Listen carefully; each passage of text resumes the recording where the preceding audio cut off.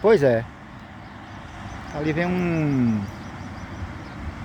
Ali vem uma cibitinha ali carregada. Ó. O operador aí esqueceu de parar aí, ó.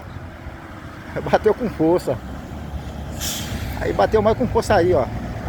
Olha, carga bonita da porra. Ele esqueceu. Ele esqueceu de parar de carregar. Ele deu um cochilo quando pensou que não, a carregadeira tá. O caminhão tava cheio. Carregou o caminhão e esqueceu de parar, bicho. Bateu o móio. Oh. Esse caminhão só passa com a carga assim, ó. No lugar que ele carrega, e aí o cara bateu um móio da peste, viu? O operador. Tem uma vez que esse caminhão não passa com uma carga dessa, viu?